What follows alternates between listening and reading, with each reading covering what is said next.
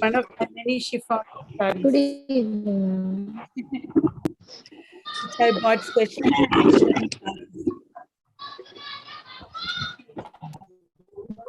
Please mute yourselves. We are online. We are live in YouTube. Good evening. Please mute yourself.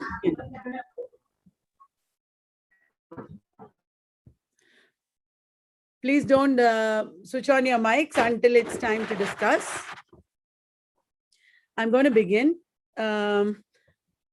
Yesterday, we talked about cultural studies, how we define culture. We talked about what is high culture and how cultural studies differs from high culture. We talked about all the major concerns within cultural studies also. We talked about how cultural studies gives importance to power, identity, ideology, modernity, and postmodernity as well. How culture studies gives importance to everyday life, to resistance and counterculture, to the concept of nation, multiculturalism, and finally, fundamentalism. These are the topics we talked about yesterday. As I had told you yesterday itself, today we will be talking about how cultural studies came into being through the works of different theorists. We will be looking at the works of different theorists and looking at how different concepts emerged and the diversity of approaches emerged. So the first slide that I have here is about cultural studies beginnings. First and foremost, we talk about Matthew Arnold. Matthew Arnold was not a man associated with cultural studies directly. He was a critic and a philosopher, a sage writer of the Victorian period. As you know, Arnold lived at a time when high culture was being contaminated by popular culture because of industrial revolution. And Arnold upheld high culture. He defined culture, as you might already know, as the study of perfection. Culture he regarded as all that best that is known and taught in the world.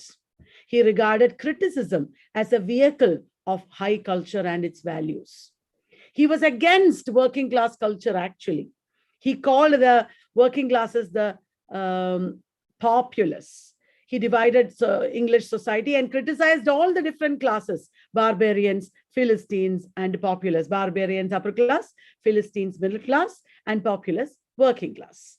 And he was against working classes getting suffrage. He was against universal suffrage, or he was against giving voting rights for the working classes. He believed that only the learned people and the elite people will be able to rule a country. This was a very important debate in the Victorian period. Not only Matthew Arnold, but Thomas Carlyle also was against universal suffrage, while J.S. Mill supported it. So I just wanted to bring to your notice that the importance of culture or high culture and what cultural studies resisted, all that began with Matthew Arnold. And after Matthew Arnold came the modernists. The modernists gave importance to tradition. They upheld tradition. As you know, T.S. Eliot wrote Tradition and the Individual Talent. And this was a continuation of what is called liberal humanism. In the period of liberal humanism as well as modernism, the continuity of tradition was given great importance. It was again T.S. Eliot who said that the function of criticism is the elucidation of works of art and the correction of taste. Correction of taste. What do you mean by taste? Taste is the understanding of what is great tradition. Correction of taste or the understanding of the canons or of great tradition was considered important in those days. Also, the Cambridge professors who were associated with practical criticism, which eventually became synonymous with new criticism, I.A. Richards, William Empson, and F.R. Lewis. They were also doyens of high culture. They upheld high culture. You know that F.R. Lewis, we can see F.R. Lewis here, he wrote the book, The Great Tradition. And he studied tradition in other works such as revaluation. F.R. Lewis canonized certain kinds of writing of the traditional period, as well as modernist writing. He believed that traditional writing is preserved in writers such as Jane Austen, George Eliot, Henry James, and Joseph Conrad. Some of them were early modernists like Henry James and Joseph Conrad. F.R. Lewis thus laid the foundations of modernist literature and theory by upholding tradition. And this belief in great tradition came to be called Lewisism. The philosophy of F.R. Lewis, which was influenced by Matthew Arnold, which led to the understanding that great culture is a high point of a civilization and concerned only the educated elite people who were a minority. That idea is called Lewisism. Later in the cultural studies period, Pierre Bourdieu has talked about a similar concept, which is cultural capital. Cultural capital means those high cultural values that are considered important in a society. When we possess those high cultural values related to education, related to a style of dressing, related to lifestyle, etc., when we possess such a high cultural capital or high cultural values, that gives us social mobility, that gives us social value, that adds to our social status. That is called cultural capital, related to F.R. Lewis's concept of great tradition. These cultural values become a person's important social assets, not only in Pierre Bourdieu, but also in F.R. Lewis. So the concept of culture, the discussion of culture began with these people, but they are not cultural studies theorists.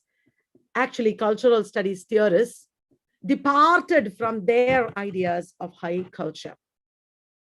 Cultural studies has its roots in Marxism or Marxist revisionism, very particularly the Frankfurt School, as well as the New Left. We can see the important figures of the Frankfurt School here: Max Horkheimer, Theodor Adorno, and Walter Benjamin. And the Frankfurt School was a group of philosophers and social scientists associated with the Institute for Social Research at the University of Frankfurt, or the Goethe University. The Goethe University eventually came to be called Karl Marx University because of their association with Marxism. The Frankfurt School members were political and academic dissidents.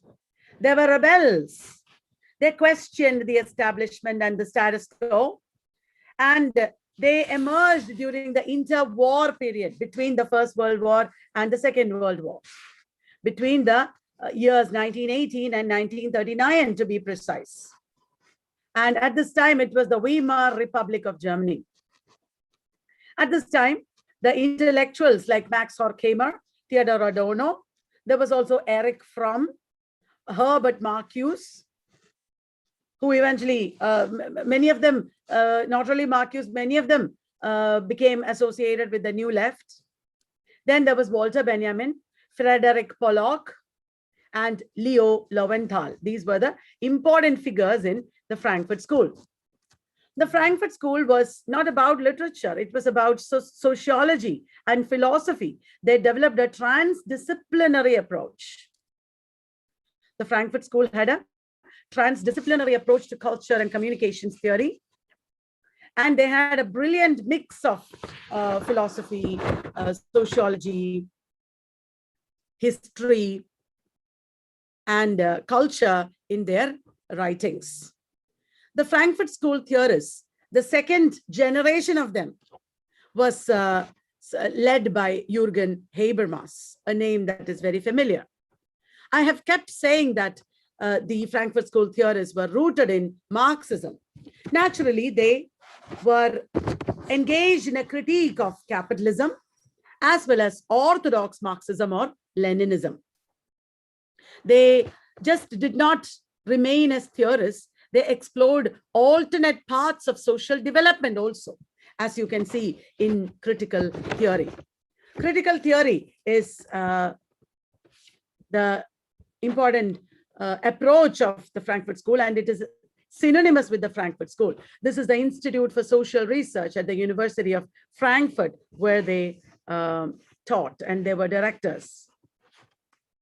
The Institute for Social Research was founded in 1923 by Felix Weil and Friedrich Pollock. They were the founders of the Institute for Social Research, and the director, the first director, the founding director was Karl Grunberg. Karl Grunberg. It was in 1930 that Max Horkheimer became the director of the Institute for Social Research at Goethe University. And this was the time of the Nazis. The 1930s was the time of the Nazis. And because of the rising influence of Hitler, the Frankfurt School moved to a branch in Geneva. That was in 1933.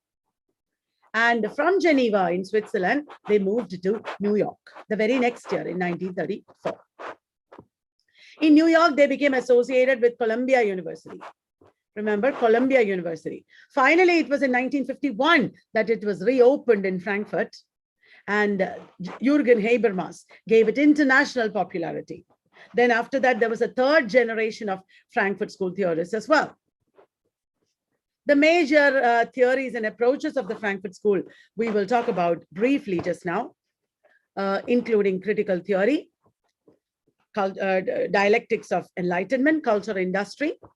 There are also theories that I wouldn't be talking about, like negative dialectics, eclipse of reason, and dialectical method, that also we'll talk about right now. What is critical theory? Critical theory is the approach of the Frankfurt School.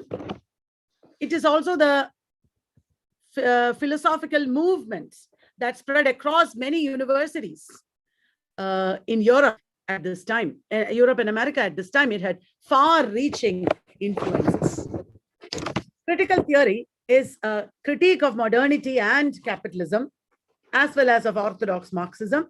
It's a reinterpretation or revisionism of Marxism, especially Marxist ideas like commodification, reification, fetishization, and the Marxist critique of mass culture. All these were pertaining to critical theory of the Frankfurt School.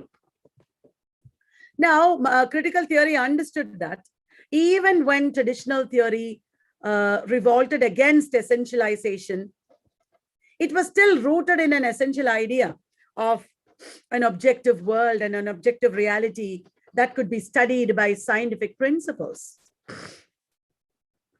Critical theory is completely against this objective idea of a universe or reality. Max Horkheimer defined critical theory as the anti-dogmatic social critique. It is against dogmas. It is against given objective principles. It is meant to effect sociological change. It is not just about talking. It's about changing and intellectual emancipation. Critical theory changes the society, and it attempts to analyze the significance of dominant ideologies of the bourgeois society. It analyzes and critiques. It is against the dominant ideologies of the bourgeois society. To show, why does a critical theory critique bourgeois society and its ideology? To show how these ideologies misrepresent human relations of the real world.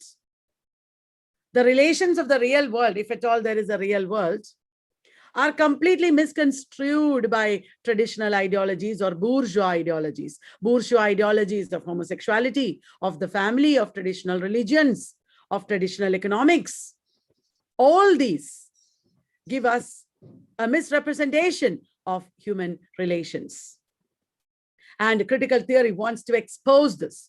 The Frankfurt School wants to expose this. They want to show how these misrepresentations legitimize the oppression of people by capitalism. People are oppressed by capitalism, and we take it for granted. We think it's okay. We do not realize that we are victimized and oppressed. So critical theory wants to expose that. It is against traditional theory, as I told you, which understands and explains the world in many ways. Even later theories like post-structuralism and postmodernism was an attempt to explain the world. And critical theory is not explaining the world, it is seeking to change it. And how do they change the society? For them, the Hegelian method of dialectics is a method of social change. For the Frankfurt School, the Hegelian method of dialectics is what constitutes social change. As everybody might know, dialectics is a very important term in literary theory, used to describe the method of philosophical argument, which started from none other than Plato. As you know, in Plato's dialogues, for instance, Plato presented his philosophical argument as a back and forth debate or discussion, generally between Socrates on the one hand and some individual or a group of people on the other hand.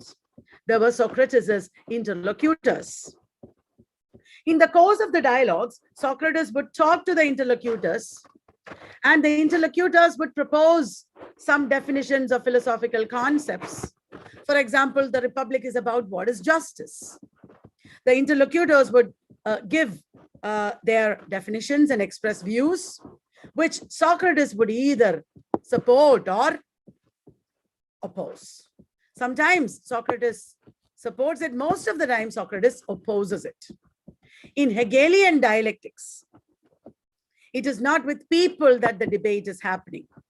In Hegelian dialectics, the debate is happening between logical concepts or social formations, such as there is a thesis, say the feudalist society, the feudalistic society.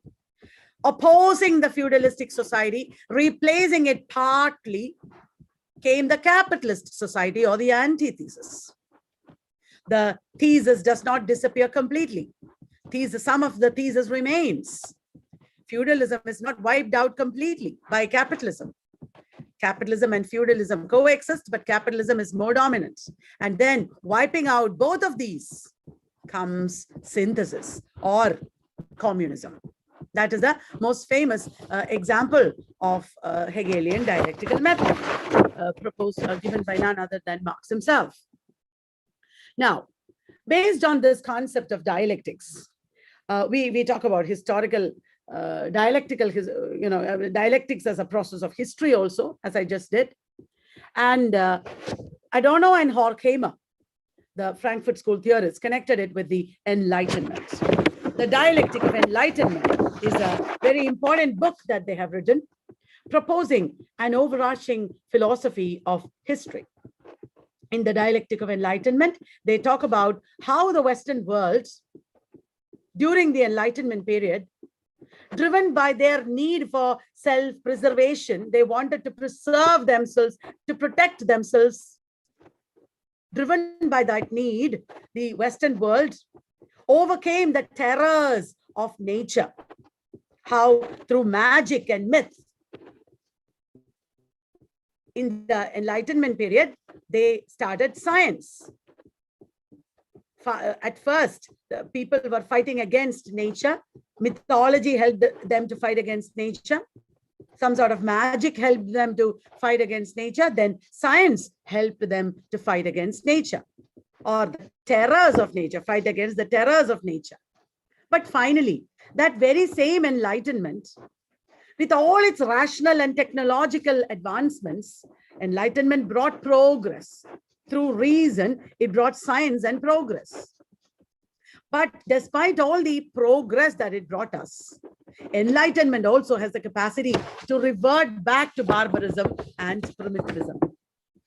What Adorno is referring to here is the barbarism of Hitler's fascist Nazism.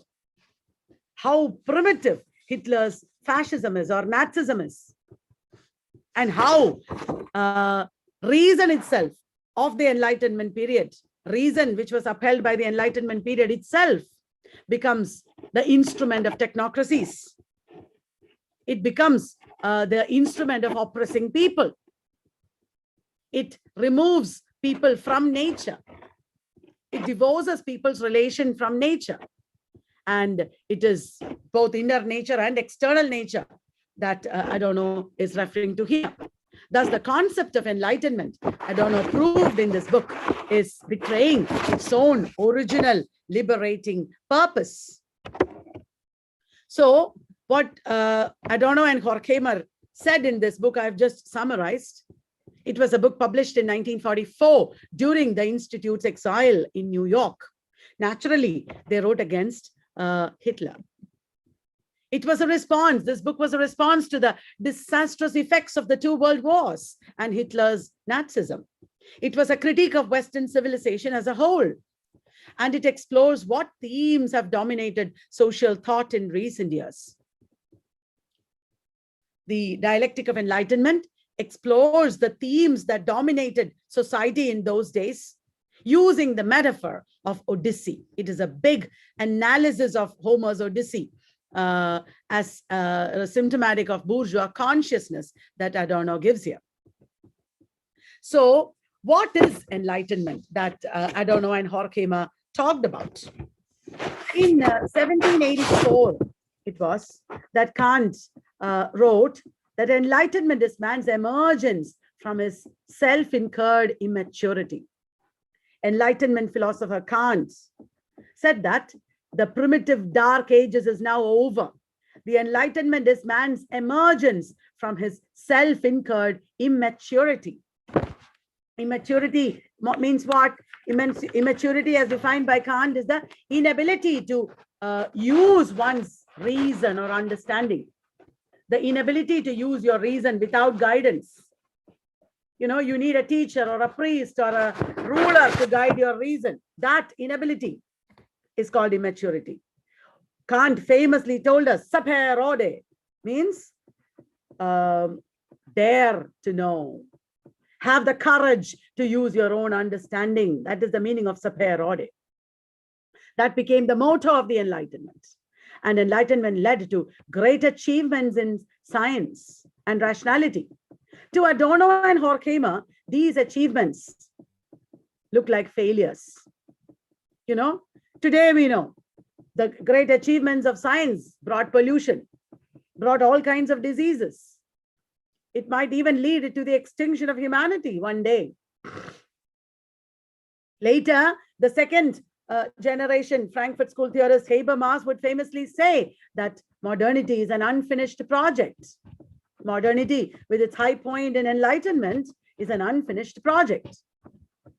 Modernity resulted from enlightenment. Modernity is the child of enlightenment. It resulted in colonialism, the spread of Christianity, as I told you yesterday. So modernity is an unfinished project. The achievements of reason and democracy haven't been completely attained. That is what postmodernity aims to do. Postmodernity at that time aimed to complete the achievements that modernity had begun. Now, this kind of enlightenment is a failure, says Adorno, and Horkheimer. And why has enlightenment failed? That is what they are showing in the Dialectic of Enlightenment. As I already told you, if enlightenment had been a success, why, they are asking, why has humanity slipped into a new kind of barbarism? Why did the Enlightenment go wrong?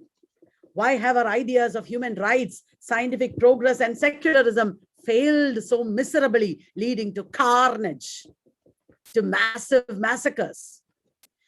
Enlightenment, Adorno and Horkheimer said this is because the Enlightenment and its motto of reason has a dark side. The Enlightenment and reason have a dark side. Even though the Enlightenment was against myth, religion, and injustice, by using Odyssey, they showed that myth involves enlightenment and enlightenment involves myth. Enlightenment has that element within itself that destroys it. It contains in itself elements that destroy it. Enlightenment collapses into, because of this dark inside of the Enlightenment, it collapses into primeval forms of repression.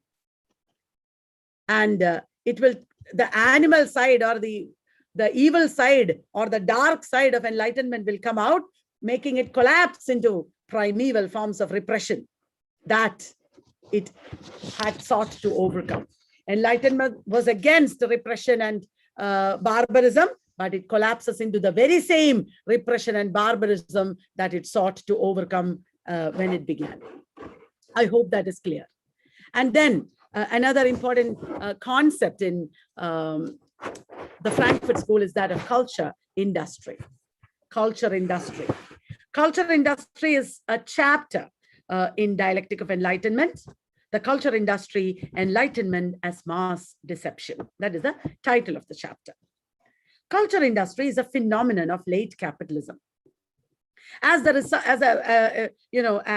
Frederick Jameson had also talked about, late capitalism has the values of postmodernity, and late capitalism is mechanized. It produces autonomous forms and relations. It commodifies our life and culture. Late capitalism commodifies life and culture. In late capitalism or postmodernism, art is no longer pure. Art is imitative and superficial and meaningless. And the aesthetic goal of art is merely to entertain. It is like fast food. It does not convey truths. It does not add to the well-being of the society. Within culture industry, when we seem to make free choices, actually we are not making any choices at all. We don't have options. We are not using our reason at all in culture industry.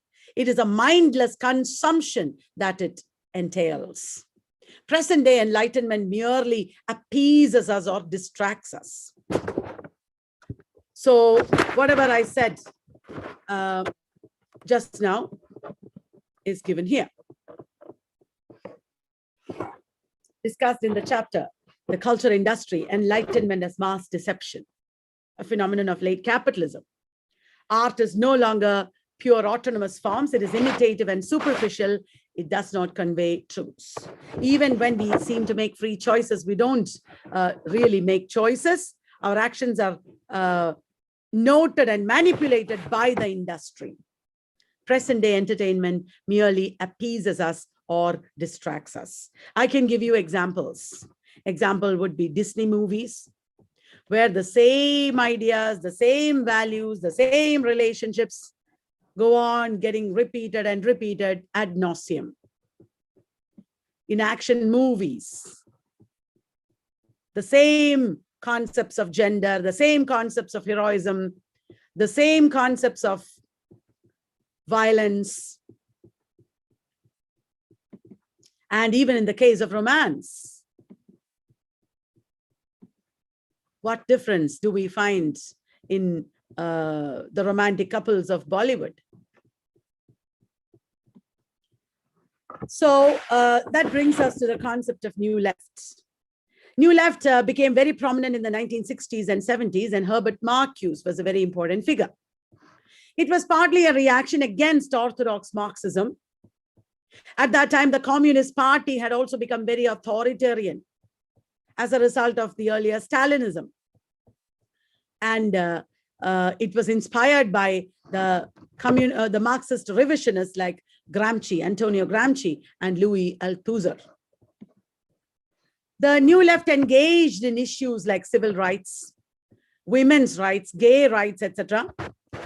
They did not just talk about the same concerns of Marxism again and again. They engaged in new discussions, such as you find in Herbert Marcuse's works.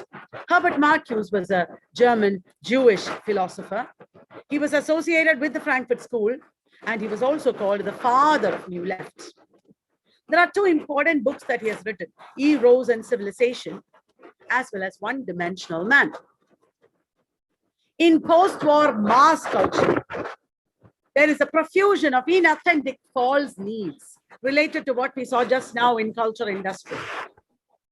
In our postmodern culture, in post-war mass culture, we are dominated by false needs. Please, can you switch off your mics? We have false needs. We are dominated by false needs, by sexual provocations and instantaneous gratification. We are dominated. Please switch off your mics.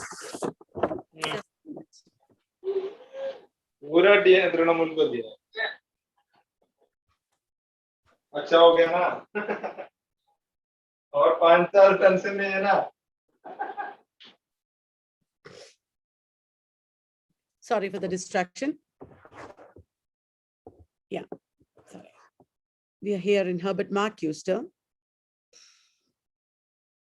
Yeah. Okay. We were talking about Herbert Marcuse. And Herbert Marcuse, I was saying, has written 2 major books, Eros and Civilization and One-Dimensional Man.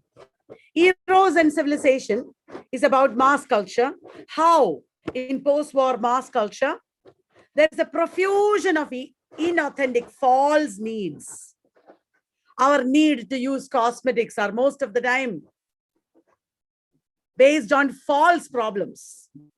For example, sexual provocations, instantaneous gratification, right up to our pains and health problems. Most of the time, we just need to rest. We just need to take proper food. We just need to slow down in life. We don't need medicines. But in our post-war mass culture, we want instantaneous gratification. We want to get rid of our problems instantaneously. And we become victims of the market, of late capitalism. This keeps us forever repressed. We become apolitical. Our needs are so many that we have to work all our youth, all our life to make more and more money, fulfill our needs, which are actually false. And to make more and more money, we have to study more and more and more to a level that is crazy, that we don't have to, really. We don't have time to think. We don't have time to reflect on what we have studied. We don't have time to enjoy life. We become apolitical. We are numb. We become uncritical. This is the need of the late capitalist society. The late capitalists, the market wants us to be numb. Shut up and buy your products. Shut up and shop. I am making the slogan. The market is constantly telling us, shut up and shop.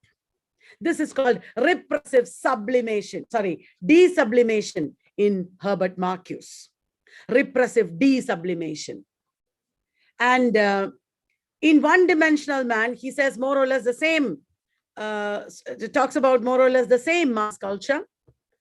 Bourgeois life in Europe and America is one-dimensional, with no critical thoughts, with no reflection.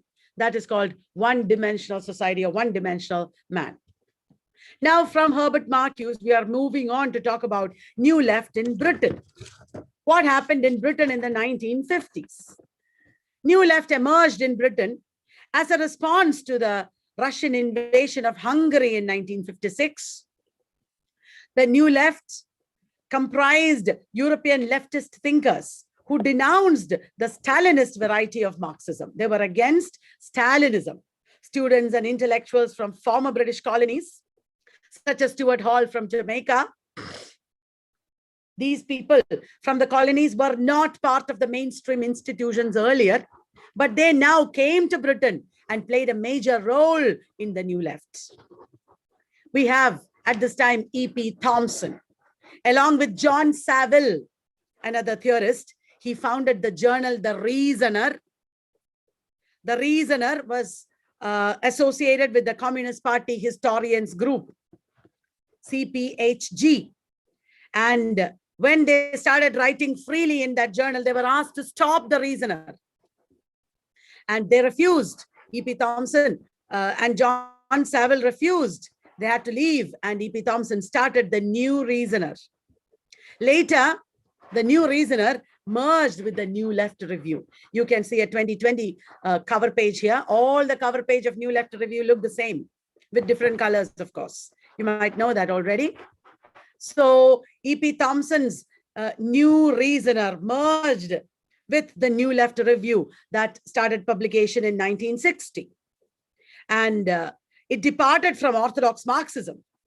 The writers in the New Left Review departed from orthodox Marxism, engaged in Marxist revisionism. They wanted to revise the ideas of Marxism, and the party's confused response to the suppression of the Hungarian Revolution by the Soviet Union and the British and French invasion of the Suez Canal. These were the historical events. Once more, Soviet Union suppressed the Hungarian Revolution, and British and French armies invaded the Suez Canal. These were against Marxist ideology, and the New Left Review retaliated against that. New Left in Britain retaliated against it. And in the 1960s, we have Raymond Williams in the New Left. He was very influential. After that, in America, what happened in the 1960s? In the 1960s, America was in the throes of student movements. America in the 1960s was in the throes of student movements. There were Students for a Democratic Society, SDS, that was formed at this time. Students for a Democratic Society was formed at this time. And they advocated free speech and academic freedom. The student movements of the 1960s stood for free speech and academic freedom. The 1960s, as you might know, was a very volatile period. And they coined the term establishment. They were against the establishment, obviously. They advocated anarchist and countercultural values. Yesterday also I said that cultural studies is deeply involved with the study of countercultures against mainstream establishment cultures. And the New Left is associated with the Vietnam War that raged at that time. America had unnecessarily intervened in a civil war in Vietnam because of America's antipathy towards communism. And it became a very notorious war. And even a lot of people in America protested against it. There were also the industrial workers of the world, or the IWW, or the Wobblies. Eugene O'Neill has talked about them in Heavy Ape, if you remember. These were working class movements and anti-war movements, student movements that the New Left was associated with. There was also the birth of Black radicalism at this time in the 1960s, Black Power movement, the militant Black Panther Party. There was the rebirth of feminism, and there was also the environmentalist movement. Remember, Rachel Carson's Silent Spring came in the 1960s. So these were the influences on cultural studies. There were many other theoretical influences as well, like Michel Foucault, Jacques Derrida, Lacan, Althusser, Gramsci, Heidegger, Roland Barthes, Kristeva, Levi-Strauss, Baudrillard, Noam Chomsky. I'm not going into details of their theories because there is no time for that, because the influences on culture studies itself is enough for a webinar. You need more than 2 days to talk about the influences. Michel Foucault, especially with his theories of archaeology, which later developed into genealogy, how knowledge systems came into being and the conditions under which knowledges are constructed, the conditions under which subjectivities are constructed. He talked about that. He talked about power knowledge, which we talked about briefly yesterday, and the concepts of episteme, dispositive, biopolitics, biopower, disciplinary power, carceral archipelago, and panopticon. These are all very important ideas that have been founding principles of cultural studies, which I'm not going into in detail. I'll just go on to talk about the beginnings of cultural studies. In Britain, it began at the Center for Contemporary Cultural Studies, or CCCS. It was a center that was part of the University of Birmingham. It was formed as a result of the re-evaluation of the class or elite character of culture. Remember, from the time of Matthew Arnold and F.R. Lewis, culture was very elitist. The understanding of culture was very elitist, and it had appeared in traditional literary studies at this time. And cultural Center for Contemporary Cultural Studies was a re-evaluation of this approach. New approaches to culture were pioneered by Richard Hoggart and Raymond Williams in the 1950s and 60s. And very major influences were Richard Hoggart's Uses of Literacy and Raymond Williams's Culture and Society, published in 1957 and 1958, respectively. Hoggart founded CCCS at the University of Birmingham in 1964, and Hoggart became the first director. Hoggart appointed Stuart Hall as assistant, and in 1971, Stuart Hall became the director of CCCS. All this is history. These are just facts that I'm telling you. In the late 1990s, there was an antagonism towards the CCCS in the university itself. Many people did not like the way these people were working. There was a restructuring of the university that led to the elimination of CCCS. Now, British cultural studies emerged from the CCCS, and it was remarkably diverse in its approach. All these writers that I'm going to talk about today have opened up new avenues of talking about culture. British cultural studies was remarkably diverse and original in its approaches, and it was highly political. The political angle of British cultural studies also is important. However, British cultural studies has been criticized for being thoroughly Eurocentric. British cultural studies is also not beyond critique. It has been criticized for being Eurocentric. Now, among the founding fathers, we know that Richard Hoggart, Raymond Williams, E.P. Thompson, and Stuart Hall are very important. They are the founding fathers, all associated with the CCCS at various times. Interestingly, all of them came from working class backgrounds, and they promoted working class culture. They endorsed and promoted. My God. Can you please remove the writing on the screen? I am asking people to come and attend on Zoom so that we can interact at the end. But if you're doing this, this is very bad. Please remove the writing on the screen. Whoever has done it, accidentally, I'm sure.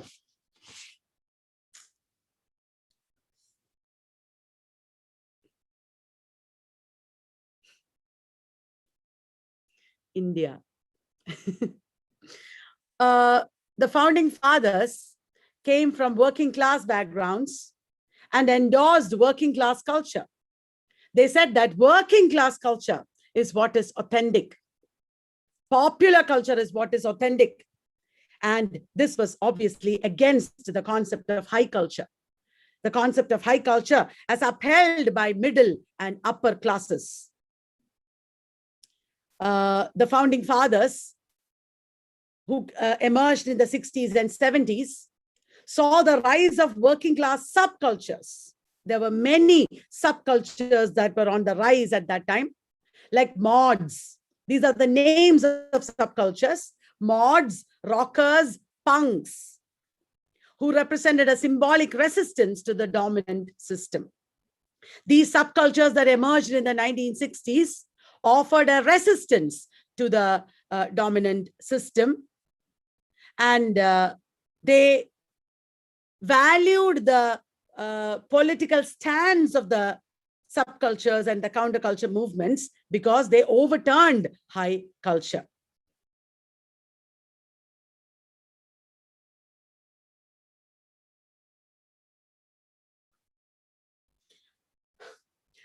All these, you see, if you draw on the screen, I'm going to stop this. You know, okay.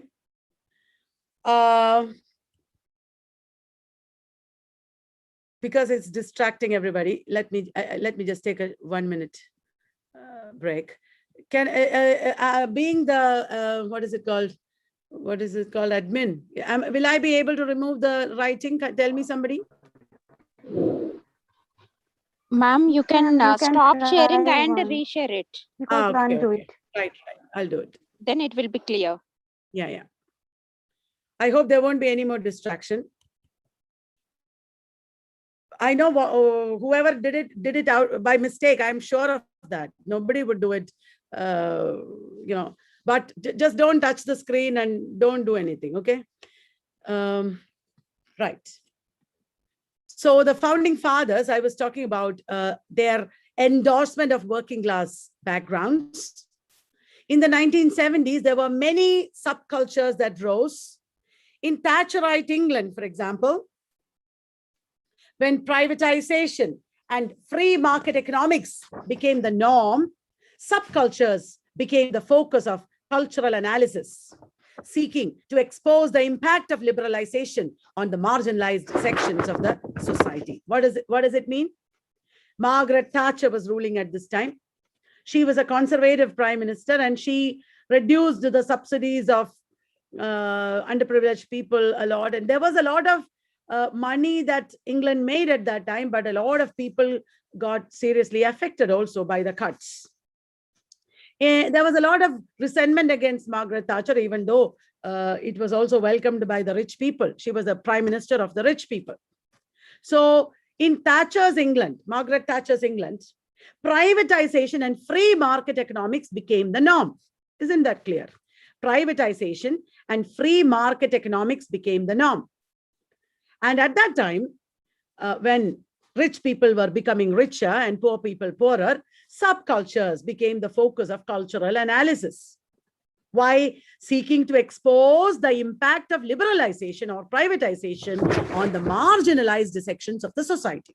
How the marginalized people are being affected by this liberalization or privatization. That is what was studied at this time. All the founding fathers who were against Thatcherite England, Stuart Hall was a very fierce critic of Thatcherite England. They were all associated with institutes of adult education also. At that time, institutes of adult education had become prominent as part of post-war reconstruction. As a part of the welfare state, adult education was given prominence, and all these founding fathers, Hoggart, Williams, Thompson, they were associated with adult education. They were also engaged with the question of culture in English society. They understood that England still retained the pre-war class politics. The pre-war class politics is still continuing. The upper classes, lower classes politics still continuing. England was then at a high critical point in history. And there was rapid Americanization also happening, which they did not appreciate. The rapid Americanization was shaping public consciousness. About all this, the New Left theorists and the early cultural studies theorists talked about. Richard Hoggart lived from 1918 to 1914. As I told you already, he came from a working class background, and he founded the CCCS at the University of Birmingham in 1964. And it was Hoggart who used the term culture studies for the first time. Hoggart tried to privilege the pre-war working class culture. Before the war, in the pre-war period, there was an authentic working class culture which has been replaced by Americanized mass culture these days. And Hoggart is supporting a revival of that working class culture to which he also belongs. He discussed the changes that happened to working class culture. In which book? In the book Uses of Literacy, he talks about working class life. And here he said that the changes that have happened to working class culture with the advent of capitalism are very detrimental. The dominant culture gives dissemination, or it propagates its own ideas and power by legitimizing its own mindsets and customs and values. These are called fields of value. The dominant culture's mindset, customs, values, these are propagated, and this would result in cultural struggle. The war of legitimacy. Which culture is legitimate here? Which mindset is legitimate here? That war is happening in India also. Divergent ideologies clashing, every one of them fighting for dominance. This is what he discussed in the book, Uses of Literacy. Richard Hoggart's Uses of Literacy, as you can see, is subtitled Aspects of Working Class Life. It was published in 1957, as you already know, and it involved an attempt to understand the changes in culture in Britain caused by what is called massification. Means influence of the mass media. This book, Uses of Literacy, has two parts. First, it recalls the lost working class culture of Northern England, because it is in the Northern England that industrialization happened. And it is in the Northern England that working class culture was wiped out. So the first part of the book, Uses of Literacy, recalls the lost working class culture. He talks about the pubs and working men's clubs, how in the pre-war period they had blended neatly with family structure, with language styles, with social activities, and how everything changed. In the second part of the book, he attacks the impact of post-war consumer culture. In post-war consumer culture, we have pop music, television shows, comics, pulp fiction. We can see this in India also.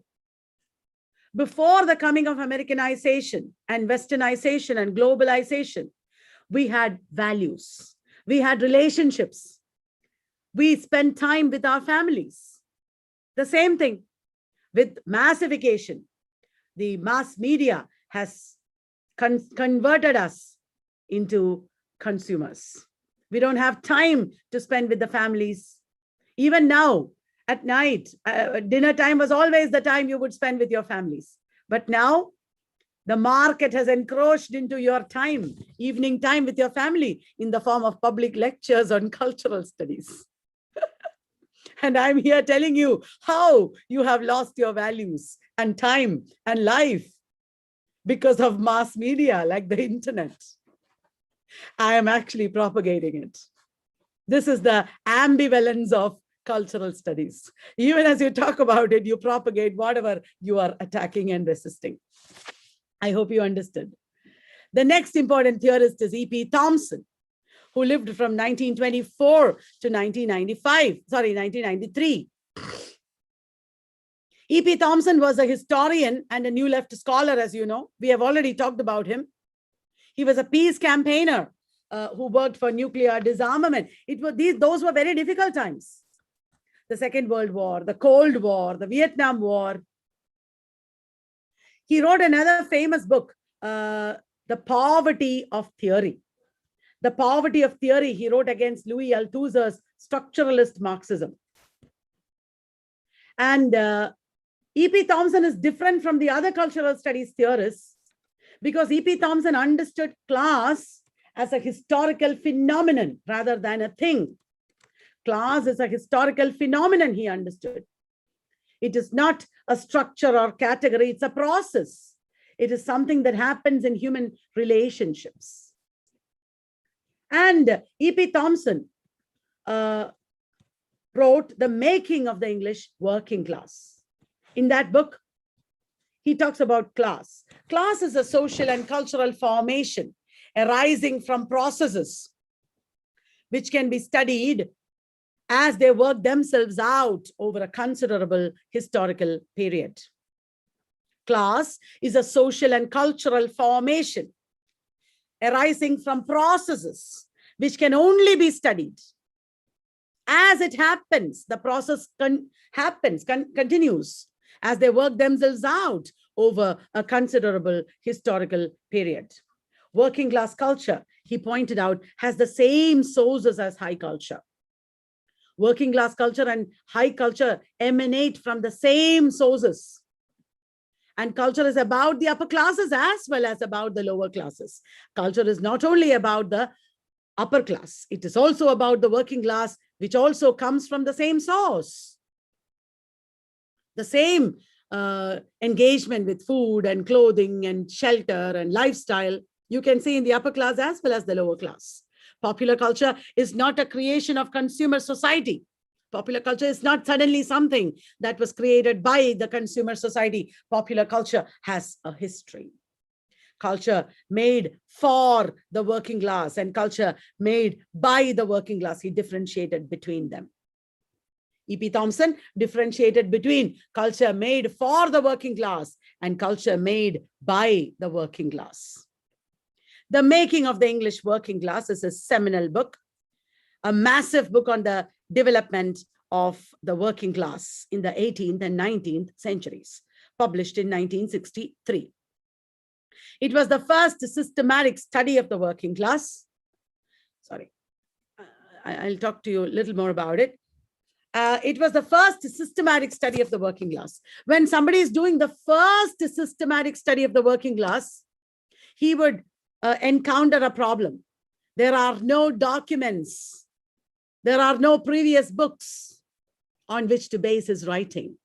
So how did E.P. Thompson write The Making of the English Working Class? He studied documents of their lives and opinions in the form of court records, folk art, songs and ballads. That is how he studied. He studied documents of their lives and opinions through their court records when they were arrested, through folk art, songs and ballads. And these documents differ very much from what historians usually rely on to write histories. Historians usually rely on very different kinds of documents and books. And the documents that are the basis for the making of the English working class by E.P. Thompson are very different. They are not even things considered as documents usually. Now, he studied folk art, he studied songs, he studied the development of working class consciousness. And next is Raymond Williams. The next important theorist we have to talk about is Raymond Williams.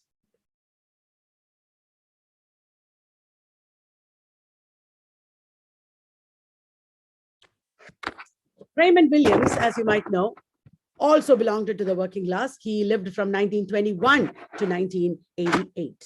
1921 to 1988. I'm distracted by something. I'll just come back in a second. Yeah.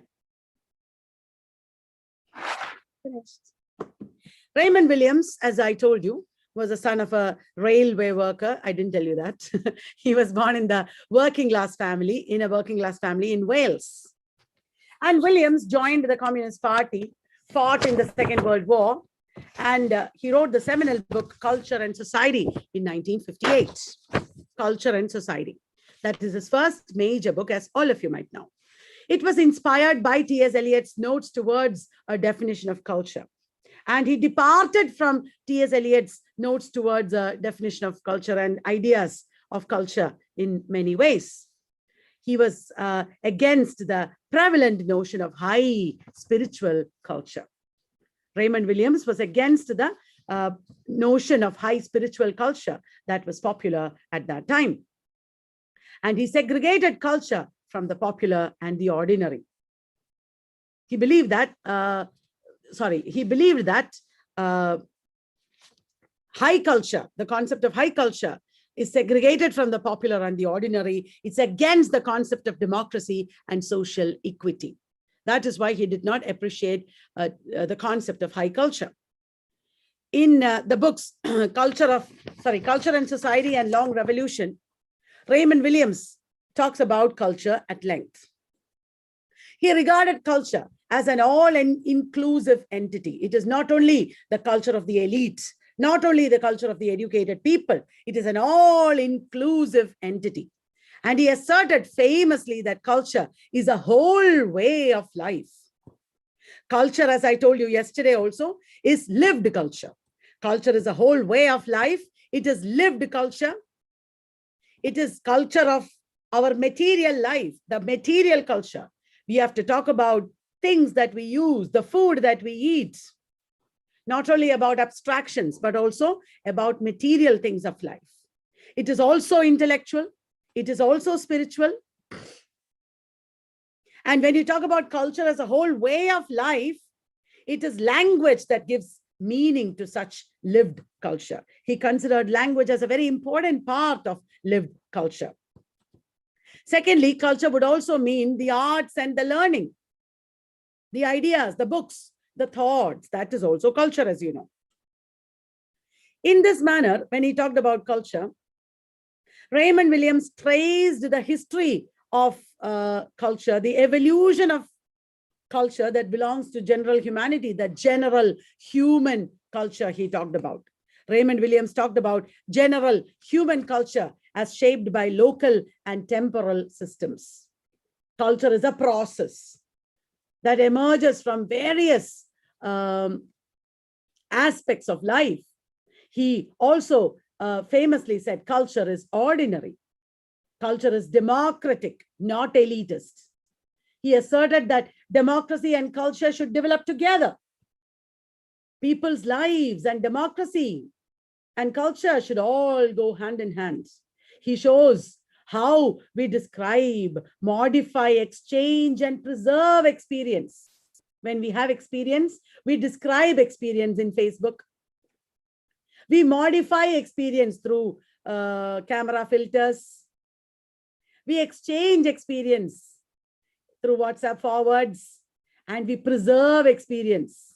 When we preserve our photos and things in apps, we preserve our thoughts in blogs, in websites. So Raymond Williams talks about how we describe, modify, share or exchange and preserve experience. That is fundamental to the working of any society. He studies how this is done. He studies cultural production. When you make food, you are producing culture. When you dress and go for a party, you're producing culture. When you make a video and post it in Facebook, you're producing culture. Raymond Williams studies cultural production. Why? To understand. Raymond Williams seeks to understand how communication, such as the press, the newspapers, TV, advertising, even education, how these are instrumental to the function of capitalism. He studies cultural production to show how ultimately the press and everything we do are instrumental to the production of capitalism, to the sustenance of capitalism. He does not see a very simple relationship or a contrast between high culture and popular culture. He said it is a very complicated relationship. High culture has no specific social structure. Even though high culture claims to be universal, it is always local. High culture does not necessarily belong to one social structure. High culture is not universal either. So in what way is high culture different from popular culture? That is very problematic. That is not easy to define. That is what he shows in Culture and Society, as well as in his many essays, including Culture is Ordinary. Now, Raymond Williams also talked about society in another way in The Long Revolution. It is a 1961 book. The title refers to how coming generations will change culture and society. The long Revolution refers to how the coming generations will become more democratic and more intellectual. They will uphold freedom and change, and how they will change culture and society. It is in Long Revolution that he talked about dominant culture, residual culture, and emergent culture. In every moment of history, there will be a dominant culture, one or more dominant cultures. Dominant culture refers to the clearly visible aspects of our practices and attitudes. What is mainstream? For example, in today's society, consumerism is dominant culture. Residual culture is what existed as dominant culture before, but not anymore. The influence of old cultural practices. In our contemporary societies, feudalism exists as residual culture. And sometimes there are emergent cultures, new cultures emerging, such as the counterculture movements are emergent cultures within dominant culture. These are the important concepts regarding culture. I have talked about it here in this slide. Yeah. Long Revolution was published in 1961, and the title refers to how coming generations will change culture and society. Through the increasing role of popular and democratic values in the society, which will bring freedom and change. We will be liberated, he envisaged. But I think he was wrong. We are becoming more and more enslaved. The three elements within culture are mediated by structures of feeling. Structures of feeling means the lived experiences of people, the shared values and attitudes of people, which are struggling to gain dominance in every period. That is structures of feeling. And he talks about dominant culture, the clearly visible aspects of our practices and attitudes. Residual culture, influence of old cultural practices that remain in traces in modern cultures. And emergent cultures, which are mostly oppositional. Those are the new cultural practices that are being constantly created in modern culture. Williams has also written Communications, which studies various forms of communication to show how they continually construct and negotiate reality.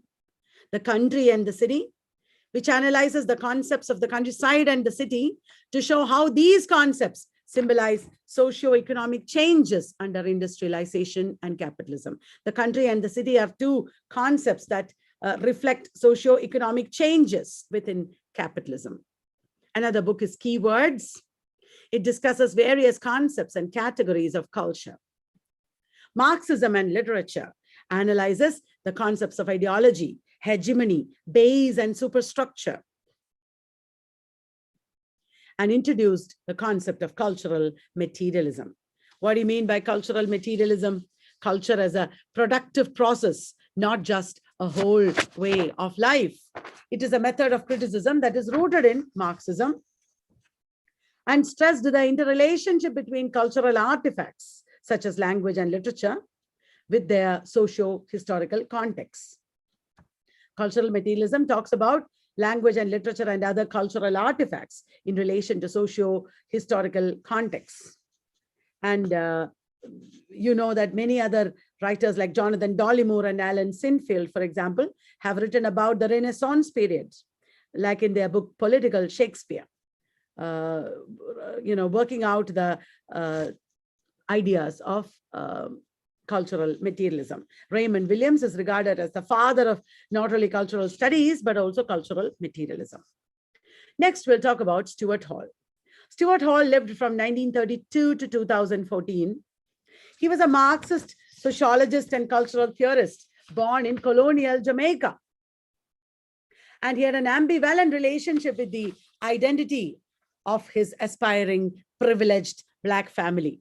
He came from a privileged Black family. He had an ambivalent relationship with his family.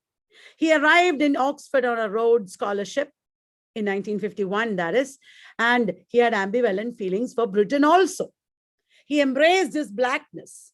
He talked a lot about his Black identity. And he was one of the founders of the New Left Review, became director of CCCS in 1974, helped establish cultural studies, focused on the popular, low-status cultural forms. He focused on the popular, low-status cultural forms and traced in them the interweaving of culture, power, and politics. Incidentally, there is no single authored work to his name. There is, however, an astonishing volume of collectively written and edited work. Stuart Hall in 1979 became professor of sociology at the Open University, and he was delighted to teach adults who could not survive in the conventional educational system. Open University is attended by people who could not survive in the conventional educational system.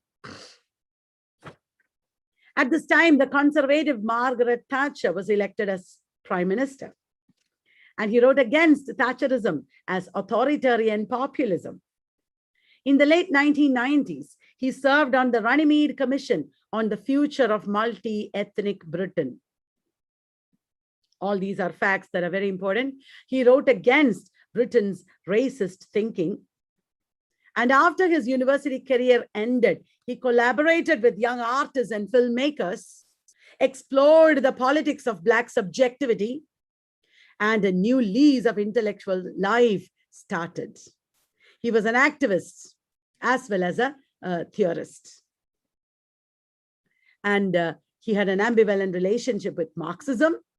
He was Marxist, but he was a Marxist revisionary. He believed that society cannot be confined to class struggle. Society has many problems other than class struggle.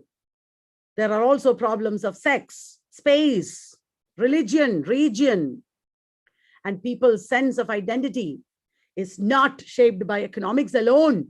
He said that it is shaped by culture. And his work is characterized by multidisciplinarity and collaboration.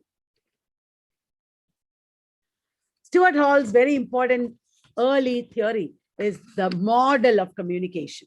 This is the model of communication that he talked about. Remember, we are living in an age, at this time, culture is of an age when communication is ruling the roost. Our culture is dominated by communications technologies, and communications is defining our culture in so many ways. So what are the 4 stages in communication? The first stage is production, when you encode a message. The second stage is circulation, when you transmit a message. The third stage is consumption, when you decode the message. And the fourth stage is reproduction, when you act upon the message. So in the production stage, you're producing an ad, for example,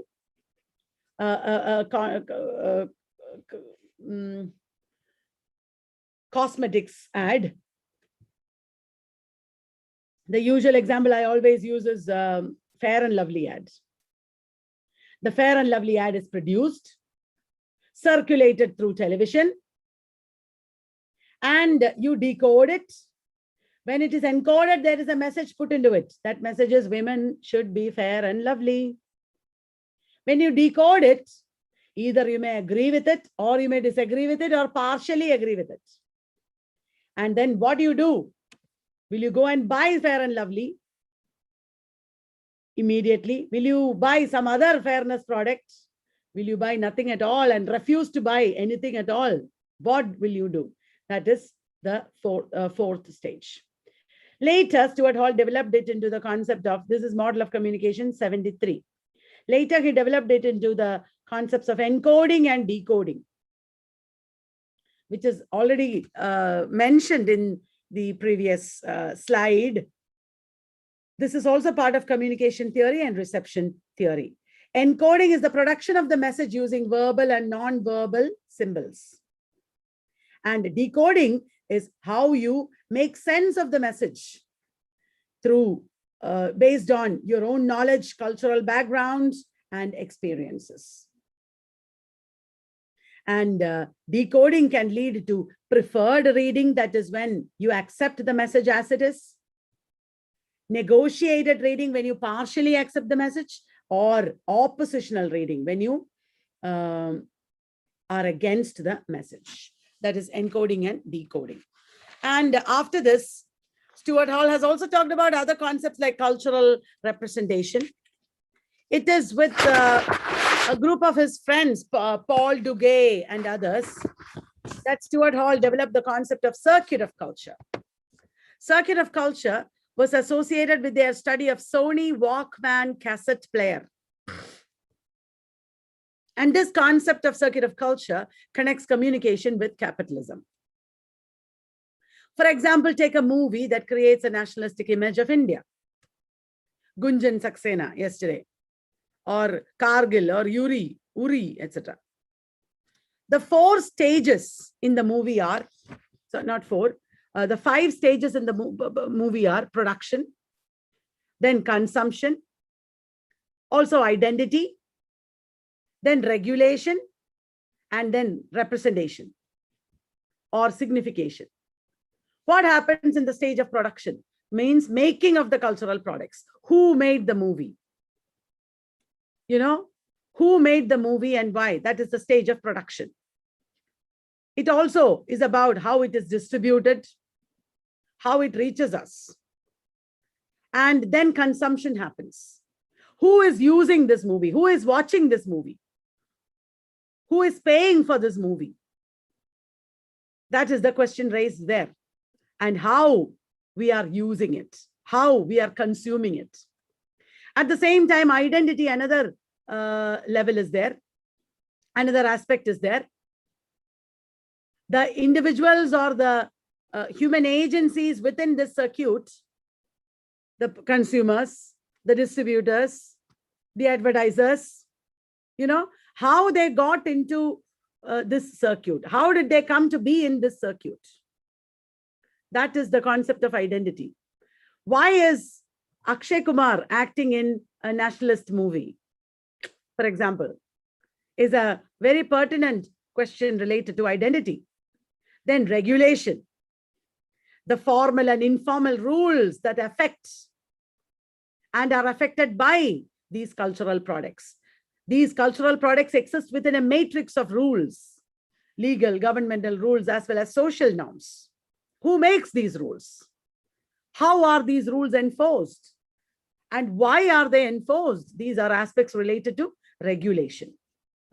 And then finally, representation or signification is about what these cultural products mean, to whom, in what context. So how capitalism produces our culture. That is how Paul Duguay et al., Stuart Hall et al. Defined culture in this concept of circuit of culture.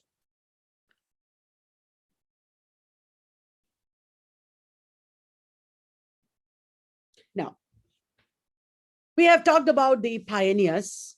Now we have to talk about the major groups within cultural studies. There are so many writers and theorists within cultural studies who explore theories of culture, aspects of culture in different ways. We will first start talking about theories related to spaces. It is my own categorization, theories related to spaces. Let us take a look. There is what we call space studies. The study of space. André Lefebvre is a very important sociologist that everybody these days quotes and reads regarding space. And in philosophy, how spaces are inhabited, how spaces are traversed, how far you belong to a space or not, how it relates to your identity, such things are very pertinently discussed.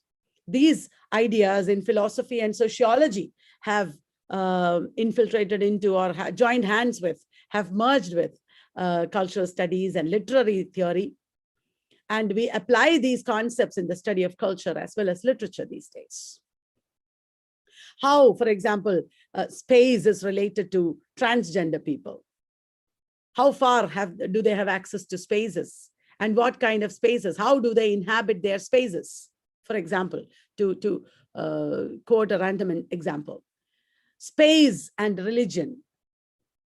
Space and refugee status, refugee culture, etc. Then another aspect of, we will go into the theories and theories also. I'm just introducing the areas first. Another aspect of theories related to space is city studies or urban studies. Study of the city. Doreen Massey is the theorist associated with the study of place and city. And there are so many theories associated with urban studies and urbanity. How culture within a metropolitan context exists and gets propagated. This concern started with modernism itself, with the theory of the flaneur or the wanderer in the city. And starting from Habermas, etc., we also have modernity studies. Anthony Giddens, very important theorist. Globalization studies. We will talk about Arjuna Padure in that context. In your research projects, you can explore development studies. All of you know subaltern studies of Ranajit Guha, Partha Chatterjee, Shahid Amin, Dipesh Chakrabarti, Gayatri Spivak, etc. Empire studies. Empire is a very major book that started the tradition of empire studies. Ecological studies, not only in the context of feminism and post-colonialism, but in so many contexts. Environment studies and ecological studies. These are all various approaches within cultural studies pertaining to spaces. Now we will talk about some theorists. First, I will talk about Pierre Bourdieu, the theorist associated, the sociologist, French sociologist associated with cultural capital, habitus, field, etc. Pierre Bourdieu taught in Algeria. He was a French sociologist who taught in Algeria during the French colonial rule. That has led to his interest in culture. And during the Algerian war, you know what he did? Bourdieu did an ethnographic study of the Kabyle people, K-A-B-Y-L-E. He did an ethnographic study of the Kabyle people, and that is the largest native community in Algeria. And very famously, Bourdieu talked about capital. You might have heard this already. He talked about two kinds of capital. They are social capital and cultural capital. Bourdieu talked about social capital and cultural capital. Social capital means who you know, the people you know, your contacts. You know, when we get a job and we start our own career, etc., we will start building our social capital. This is related to the idea of collective capital. You acquire or collect relationships and contacts. This is hand in hand with the second kind of capital, which is cultural capital. Cultural capital is what you know. If social capital is who you know, cultural capital is what you know or what you have. The car that you have, the house that you have, the degrees that you have, the knowledge that you have, the accent that you have. These are all part of cultural capital. He famously said that cultural capital is of three kinds. Embodied cultural capital, objectified cultural capital, and institutionalized cultural capital. Bourdieu talked about embodied cultural capital. That means attitudes of the mind or skills, features of the body. You know, we work out in the gym. We go to the beauty parlor and spa. We go to personality grooming sessions so that we can speak better, look better. This is all because we are building our embodied capital. Then there is objectified capital, which is, as you might guess, the objects that you possess, the material belongings that you have. All of us want a house, want a car, want possessions, good clothes. Why? Because that is our objectified capital. Then we have institutionalized capital. That is why you are attending this program, because you want to pass exams. You want university degrees. These are symbols of authority and competence, cultural competence. You want to show the rest of the world that I know. So that is institutionalized capital. It was in Pierre Bourdieu's book, Distinction, a very important book, Distinction, a social critique of the judgment of taste. That is a 1984 book, pioneering book by Bourdieu. Distinction, a social critique of the judgment of taste. It was there that he talked about cultural intermediaries. Cultural intermediaries are the people who work between the producers and the consumers. The people who work in the advertisement sector, design sector, management sector. They bridge the gap between production and consumption. They are the cultural intermediaries. They are very, very important in the late capitalist worlds. And then there are the concepts of habitus and fields. Pierre Bourdieu talked about habitus and fields. Cultural capital takes the form of our habitus.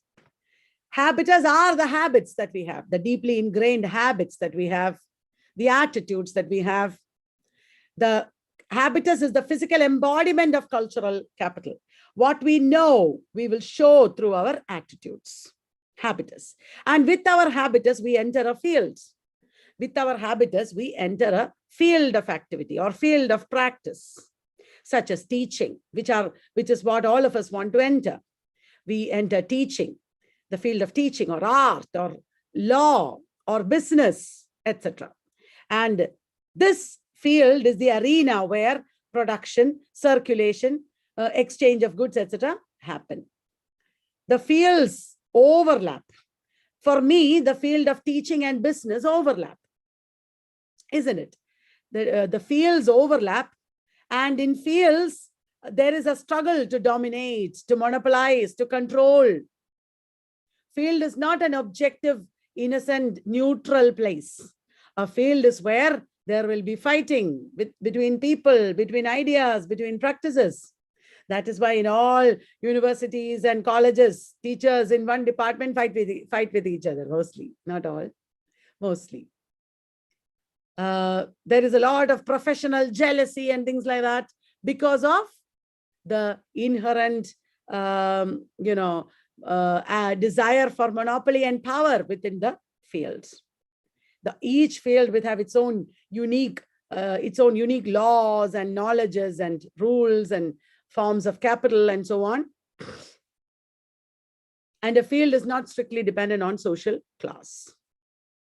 So that is Pierre Bourdieu's basic ideas. The next theorist I've given here is Edward Soya. Edward Soya has talked about third space. It was the name of his book where he talked about it. Third space, journeys to Los Angeles and other real and imagined places. That is the title of the book. The concept of third space is there in Homi Bhabha also. That is slightly different. Homi Bhabha's third space is where power gets negotiated within an institution of power. Places like the back bench in a classroom or the canteen could be third space. That is very more important than the classroom itself. Now, Edward Soya talked about first space, second space, and third space. Edward Soya's concept of first space is the actual space as seen from a skyscraper or Google Maps. The actual space, an overview of the actual space, that is called first space. The second space is a representation of the actual space. The second space means a representation of the actual space, as in a map, as in a photograph. Map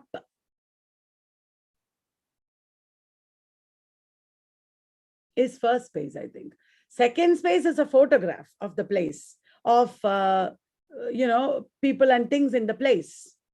Third space is the lived experience of the space. When you actually go to that place only, you will get third space. The experience of the actual life in that place. First, when you're going somewhere, you look at the map. Map is first space. You look at the Google map or map. Then you actually go there and then you look at photographs of the space, of the place. That is second space. And third space is when you actually go there. The people living together in that space, how they share their knowledge and feelings, their dreams and experiences, all that is third space.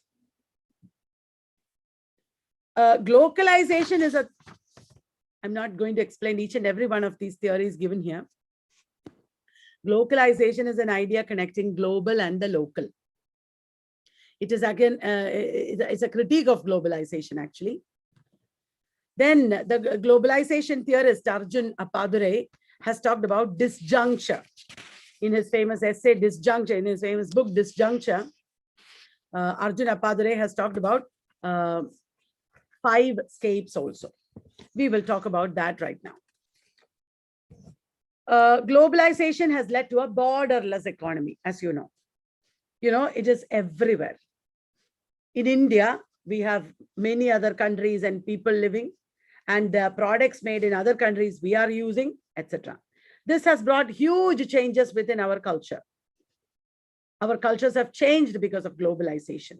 Though the world is seeming borderless now, it looks like there are no borders. Appadure says that is not so. Far from it. It is not homogeneous or united. And in this world of globalization, there is the flow of money, people, culture, etc.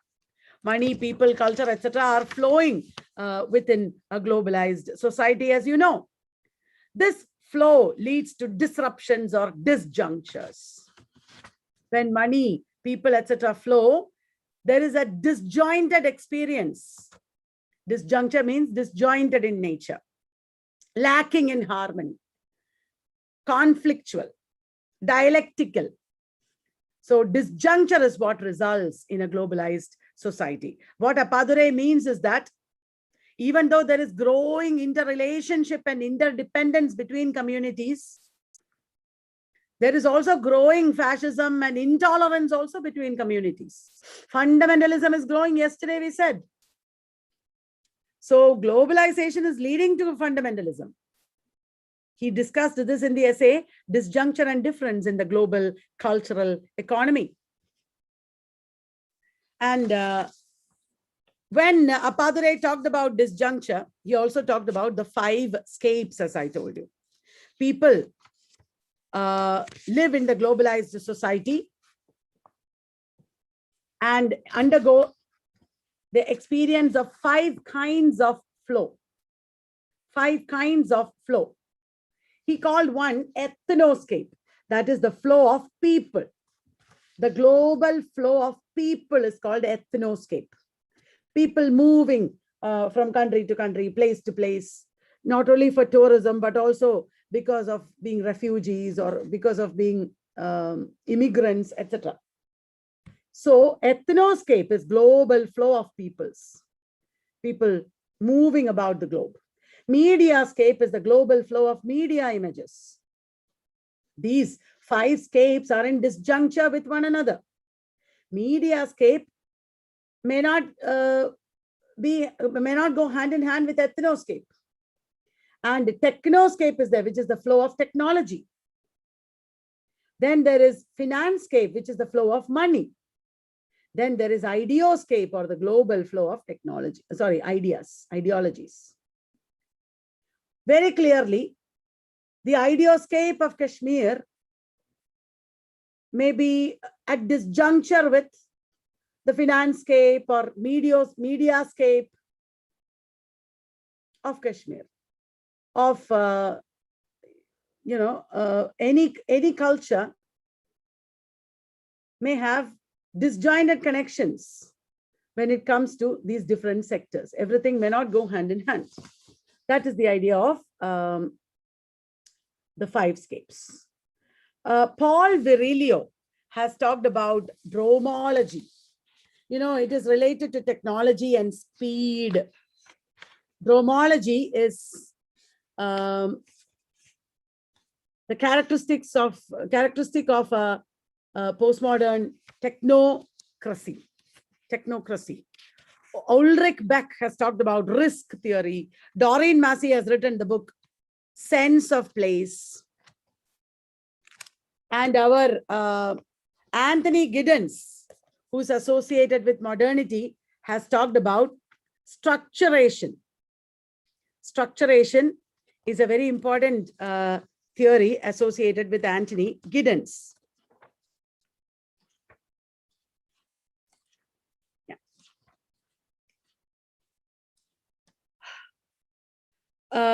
Structuration is introduced by Anthony Giddens in the book, The Constitution of Society, Outline of the Theory of Structuration.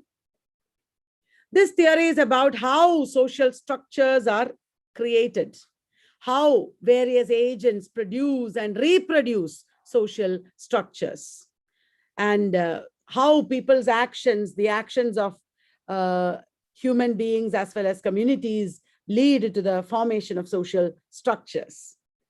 So when you have a certain practice in your life, like living in a certain way, eating certain clothes, eating certain foods, wearing certain clothes, etc., you're actually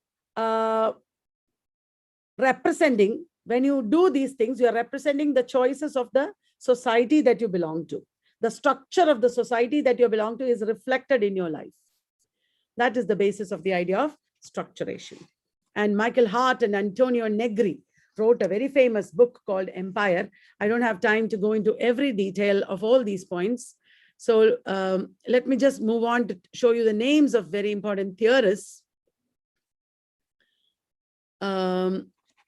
You could read up. I'm also trying to help you with your own reading. You could read up on these theories also. The next group of cultural theories that we have to talk about is people-related theories. Within this, we have many subcategories like theories of youth culture, theories of popular culture, theories of subculture, theories of counterculture, race studies, ethnicity, food studies, and art studies. These are some of the major categories within culture that I wanted to point out. And then we have to talk about one by one these concepts. First, before I talk about subculture, let me give an introduction to popular culture. Popular culture is a term that came into prominence in the 1970s and 80s.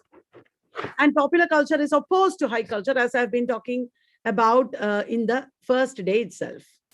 Popular culture, as you know, means movies, mainstream movies, comic books, then popular forms of art, internet, etc. High culture is classical, those art forms pertaining to museums.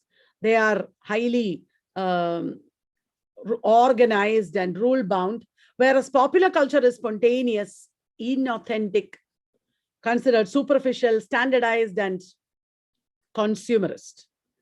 Popular culture is today studied as very important, as a very complicated matrix of meanings and practices related to mass culture. Andrew Ross, the name that you saw just now in the previous slide, is related to popular culture. He has written a very famous book, Intellectuals and Popular Culture. Intellectuals and Popular Culture. Then Dig Hebdish has written a book called Subculture. Subculture is a cultural group within a mainstream culture, within a larger culture. The beliefs and interests of the subculture will vary from the larger culture. At first, subcultures were considered in a negative light. Subcultures were considered delinquent or aberrations. So were counterculture movements. But today they are considered as very potential arenas of resistance, of authenticity, and to belong to a counterculture or subculture today is considered a matter of distinction. It is a matter of pride and distinction to belong to a subculture movement or counterculture movement these days. Did you understand? Then we have youth culture. Youth culture is a very important figure in youth culture is Angela McRobbie. She is also post-feminist. She has talked about illusion of equality. Women and men appear to be equal in this post-feminist society, but it's only an illusion of equality. She has also talked about complexification of backlash, subjects of capacity, etc. I need another webinar to talk about all this in detail. In a webinar like this, which is a very good overview of everything, I can only mention these points, which you can read upon your own or attend an advanced webinar later. Very important is Paul Gilroy and his concept of Black Atlantic. Paul Gilroy's book was published in 1993, the book called Black Atlantic. Here, he took a very anti-essentialist, anti-nationalist approach towards Black identity. He shows that Black identities cannot be understood in terms of being African, Caribbean, or American, or European, etc. There are Black people in all these continents across the Atlantic. Paul Gilroy advocates a hybrid identity, or a space, a hybrid cultural and political space of the Blacks that transcend national boundaries. The Blacks across the Atlantic are unified by experience, by history, such as the slave trade and the plantation system. So the concept of Black Atlantic is a very powerful critique against, a critique of cultural nationalism. In fact, the first chapter of this book is called Black Atlantic as a Counterculture of Modernity. Geeta, please don't draw on the screen. The first chapter of this book is called Black Atlantic as a Counterculture of Modernity. Yeah. Black Atlantic is actually a provocative idea, as all the Blacks being united. You know, in a Western context, if you imagine an Islamic unity beyond nations, all people of Islam standing together for their religion, if you imagine like that, you will understand why Blacks standing together beyond nations, that is also provocative. For the Westerners, from a Western perspective, this can be very provocative, isn't it? Then there is Paul Willis. Paul Willis has talked about concepts like learning to labor, struggle for superiority. I'm developing I'm going to, today I have released my, not released, I've announced my release of the third volume of the encyclopedia, and non-British literature's encyclopedia is getting ready to be released also. After this, I'll do an encyclopedia in literary theory and cultural studies, where I will study all these concepts and authors in detail and have chapters on them, and it would be good. Meanwhile, you can study on your own, because that might take a couple of years. Paul Willis is the theorist associated with learning to labor, struggle for superiority, differentiation and integration, etc. Angela Davis was a Black theorist who wrote about Black radicalism, Black Marxism, and prison as a concept. Andy Bennett is also a theorist of youth culture and popular culture. Then theories of gender. Another important area within culture studies is gender theories. We know that gender theory started from feminism. We have feminism moving on to post-feminism and cyber-feminism and many, many other kinds of feminism. Post-feminism is a critique of feminism also. And then we also have queer studies, transgender studies, body studies, trauma studies. Within this, we have disability studies, men's studies, and concepts like camp, etc. I'm not talking about feminism in detail here. Feminism had three major waves, and then other fourth wave also, we say. And feminism has taken on many different forms pertaining to the diversities of regionalities and use of technology and science and so on and so forth. We have reached a stage when feminism has been critiqued also. The aims of feminism, it is regarded, are not fully attained. Queer studies is the study of LGBTIQ people, especially the people who stand against heteronormativity.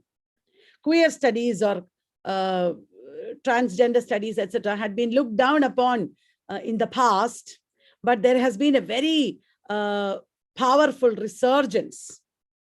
And these studies, queer studies and transgender studies, have taken up ideas like identity politics, lived experience, performance of gender, etc., in many different ways to pertain to the experience of the LGBTIQA+ community. The very basic understanding of queer studies or transgender studies is that gender is fluid and gender is multiple. You have to move outside the binary opposition of gender, man, woman, binary opposition of gender, and understand gender as fluid, as multiple. And they also very politically differentiate between the concepts of gender and sexuality. The major figures of queer studies include Teresa de Lauretis, who coined the term queer studies, Adrienne Rich, who is associated with terms like lesbian continuum and compulsory sexuality. We have given terms here: lesbian continuum and compulsory heterosexuality, as well as motherhood. Before that, Kate Millett, who wrote about sexual politics and politics of cruelty, etc. Judith Butler, who talked about performativity, gender as non-binary and body. Susan Sontag has written about camp, photography in relation to gender and critical modernism. Bell Hooks has talked about imperialist white supremacist ideology, capitalism, patriarchy, marginality as the site of resistance. The transgender activist and theorist Jack Halberstam, or Judith Halberstam, has talked about female masculinity, queer failure, and low theory. And Kimberly Crenshaw has talked about intersectionality. Now, let me talk about performativity and intersectionality alone. Performativity is a very important concept related to Judith Butler, as you know, and it draws from the ideas of J.L. Austin and John Searle. J.L. Austin and John Searle, who talked about speech act theory. It was in Butler's Gender Trouble, 1990 book, that she talked about gender as not being predetermined by nature or biology. Gender is not something that is given to us by nature or biology. Gender is a social construct, and it is a performance. When I wear sari and ornaments and come and sit here dressed as a very clearly defined woman, I am performing my gender in a way. Suppose I do not wear feminine clothes or expected clothes, I wear other kinds of clothes. I am performing my gender in another way. When I get a tattoo on my arm, that is also performance of my gender. So these performances and actions do not just describe gender. This sari that I wear is not describing my gender. It is creating my gender. It is creating me as a woman. Gender is not a thing that I possess. Gender is a process, like we said earlier about class. Gender is not a thing, but a process. And in this process, there are patterns of language and patterns of actions that are getting infinitely repeated. I am a person who has experimented with gender performance a lot. Yesterday, I told you how I wore a dhoti and went to class to teach. And lungi, rather. I wore a lungi and went to class to teach. One fine morning, I just shaved my head. Things like that. That is also a performance of gender in a new way. Now, intersectionality is a theory put forth by Kimberly Crenshaw, professor of law and social theorist also, in her 1989 paper, Demarginalizing the Intersection of Race and Sex. That is the main title. What is meant by intersectionality? Social identities we all have. I am a woman. I am a Malayali. I am a teacher. I am a mother. And so on. So many social identities I have. These social identities are overlapping. and intersecting all the time. And these intersections affect the role we play in our society. For example, I was watching the movie series Ajeeb Dastan. Ajeeb Dastan. There was a movie within the movie about two women. I don't remember the name of the movie. One is Dalit, and she's very good at her job. The other is Brahmin, and she's not that good at her job. But the Brahmin gets the job. Both are women. But the fact that one is Brahmin and the other is Dalit is affecting their getting the job and their acceptance in that office, in that society. Intersectionality means just because I am good at my work, I may not get the job. It depends on my so many things, so many other social roles that I play, so many other identities that I have define me. It is all intersecting. So understanding identity as intersectional helps us to understand the processes of oppression, domination, discrimination, etc., in a more deeper manner. To understand intersectionality is to resist also. We are able to resist different kinds of oppression on us because of our understanding of the way in which our identities overlap and intersect.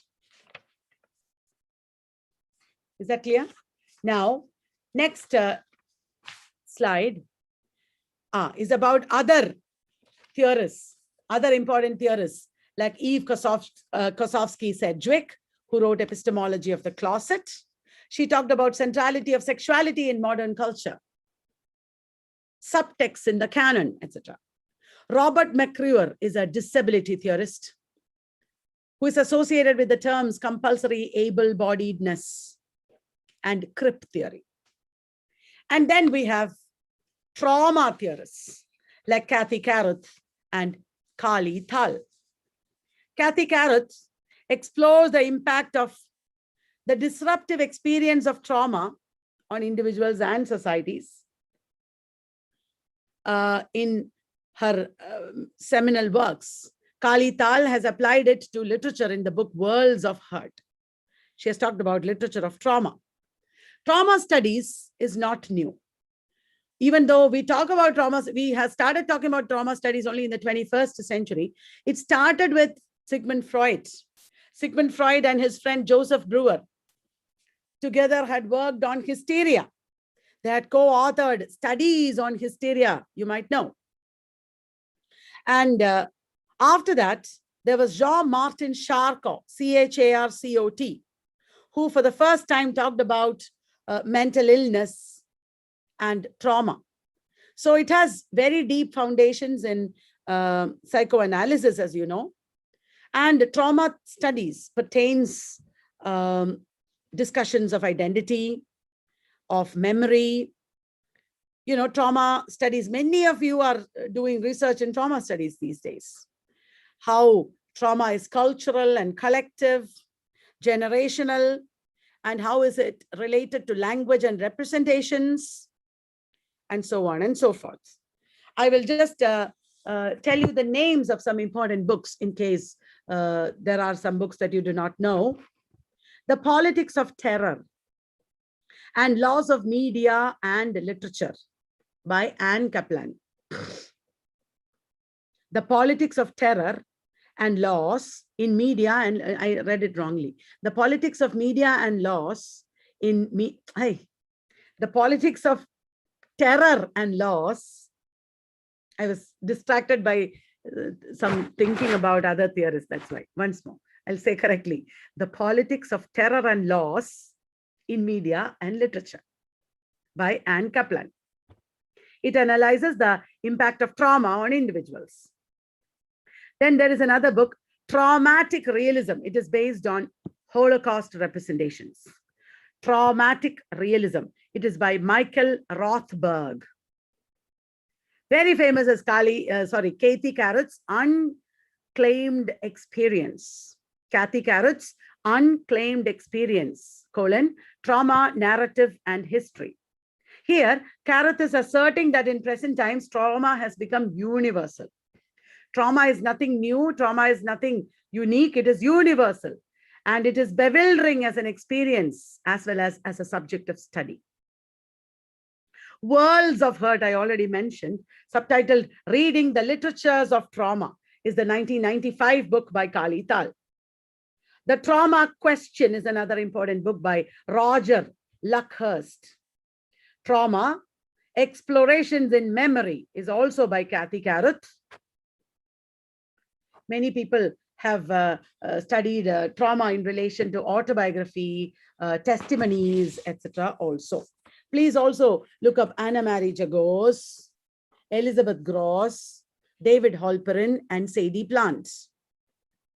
Then lastly, the theories related to media. Television studies, film studies, media studies. I don't have to tell you, these are all very commonly studied areas these days. New media studies, visual culture studies, museum studies, cybernetics, post-humanism, and digital humanities. These are the upcoming areas within media related studies. Here we have many important theorists like John Berger, who wrote Ways of Seeing. Nicholas Mirzoeff, who wrote a book on visual culture. Marshall McLuhan is very famous. His books on Global Village, his book Global Village and the term medium is the message are famous. We already talked about Stuart Hall. And Laura Mulvey, Visual Pleasure and Narrative Cinema, is her seminal essay, as you might know, where she talks about gaze. Tony Bennett has worked in the area of museum studies. Donna Haraway has written the Cyborg Manifesto. Catherine Hales has written Why We Became Post-Human. Richard Dyer has talked about stardom. John Fiske has written about television culture, and so on. The understanding of all these theories and concepts is that our culture is increasingly visual. There are multiple and hybrid mediascapes that create our world. Our world is the result of mediascapes, and images and iconography constitute a language in which we communicate. These images and icons are to be studied. We also need not only the understanding of images, but also the capacity to understand images, which is called visual literacy. Understanding the relationship between images and us is ultimately understanding how our society is constructed and our values are maintained and propagated. This is also a very political discourse, because it involves questions. Visual culture studies involves questions like what is visible and what is not visible. Why are some people not visible? Why are some experiences not visible? And how seeing, knowing, and power are interrelated. How far are you permitted to see?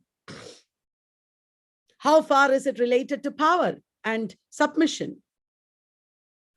And visual culture studies is also about not only how society constructs images, but also how images construct the society. That is also a very pertinent area. Quentin Fiore, I forgot to mention him, Henry Jenkins, Robert Stamm. These are also other major theorists. Janet Murray. Now, it is time to wind up. It's 10 o'clock.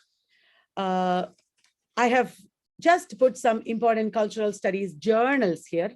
Many of you are preparing for NET, and you might find it useful because these journals, questions about these journals are asked in NET exam, and also these journals are the journals that you should read, because if you want to get contemporary knowledge of culture studies and its developments, this is very important. Angelaki, Ariel, Boundary to Continuum, Differences, Journal of Popular Culture, Identities, Media, Culture, Society, October, and Parallax. So I hope you enjoyed this discussion we have had here.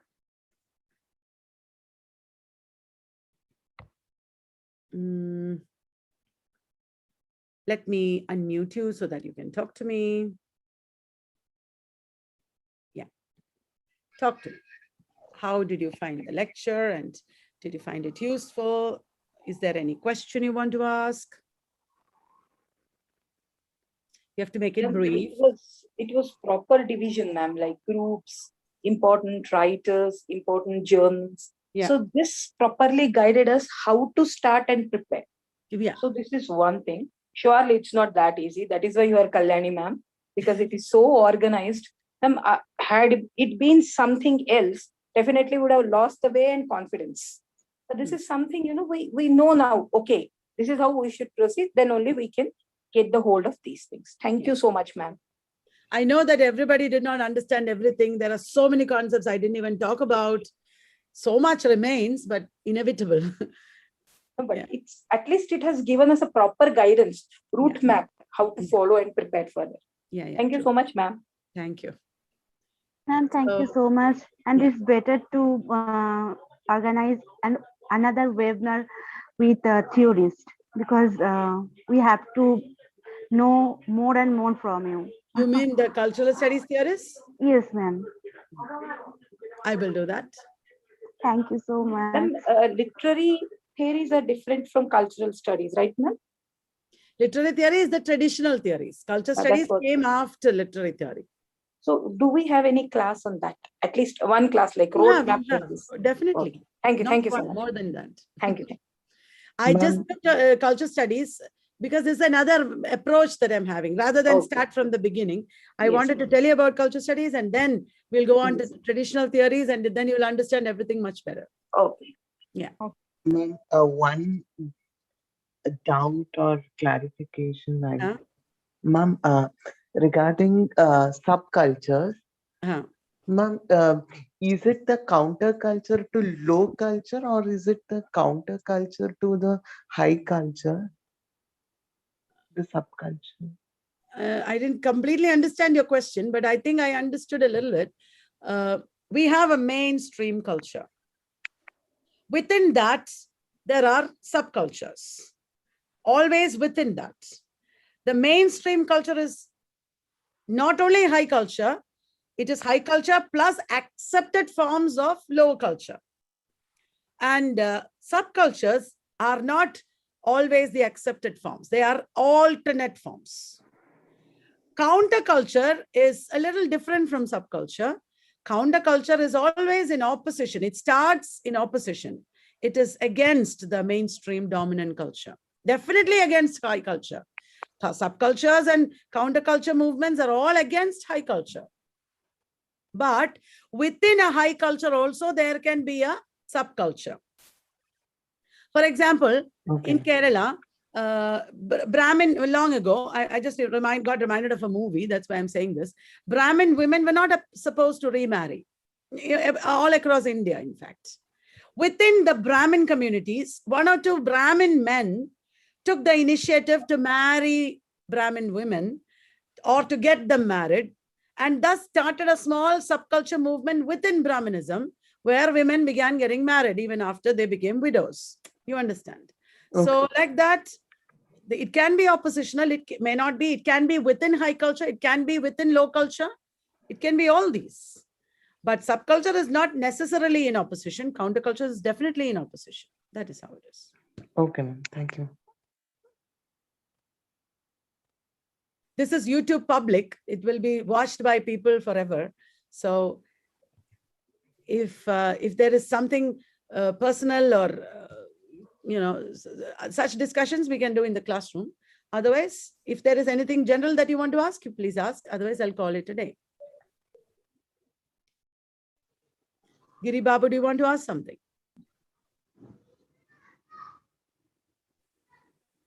I think we'll end the program here. We can still continue our discussions afterwards. Thank you very much. I enjoyed. I hope you did too. Good night, ma'am. Yes, ma'am. Thank you, ma'am. Please do enjoyed your a own lot. research. Thank you. Yes, Please do ma'am. your own Sure. reading research. Okay, Yeah, ma'am. sure. Okay, ma'am. Thank you.